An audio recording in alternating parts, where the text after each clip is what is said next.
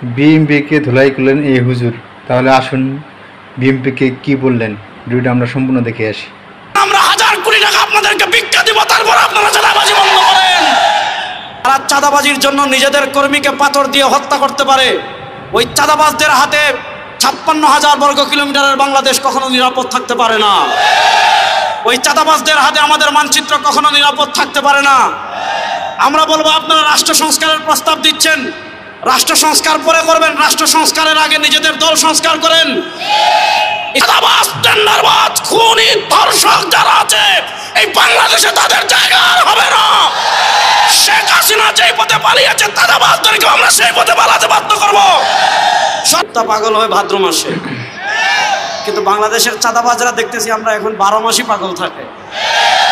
12 মাস পূর্ণ হওয়ার আগে আমরা দেখেছিলাম বাংলাদেশে ধর্ষণের সেঞ্চুরি হয়েছিল, এখন আমরা দেখছি 11 মাস শেষে 12 মাস পার হয় নাই, খুনের ডাবল সেঞ্চুরি পূর্ণ হওয়ার পথে। প্রশ্ন হলো, যারা 11 মাসে নিজেদের 150-এর অধিক কর্মীকে খুন করতে পারে, যারা নিজেদের কর্মীদের নিরাপত্তা দিতে পারে না, যারা চাঁদাবাজির জন্য নিজেদের কর্মীকে পাথর দিয়ে হত্যা করতে পারে, ওই চাঁদাবাজদের হাতে 56,000 বর্গ কিলোমিটারের বাংলাদেশ কখনো নিরাপদ থাকতে পারে না। ওই চাঁদাবাজদের হাতে আমাদের মানচিত্র কখনো নিরাপদ থাকতে পারে না। আমরা বলবো, আপনারা রাষ্ট্র সংস্কারের প্রস্তাব দিচ্ছেন, রাষ্ট্র সংস্কার পরে করবেন, রাষ্ট্র সংস্কারের আগে নিজেদের দল সংস্কার করেন। ইসলামী আন্দোলন বাংলাদেশ গত মাসের 28 তারিখ বাংলাদেশের ইতিহাসের স্মরণকালের সর্ববৃহৎ গণসমাবেশ করেছে। বাংলাদেশের ইতিহাসের সর্ববৃহৎ সমাবেশের জন্য ইসলামী আন্দোলন ফুটপাতে 1 টাকাও চাঁদা তুলে নয়, কোন ব্যবসায়ীর কাছে 1 টাকাও চাঁদা তুলে নয়।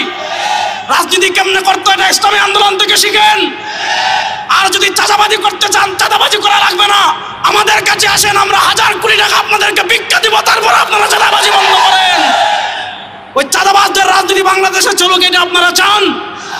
দুর্নীতিবাদের রাজনীতি বাংলাদেশে আর চলুক, এটা আপনারা চান?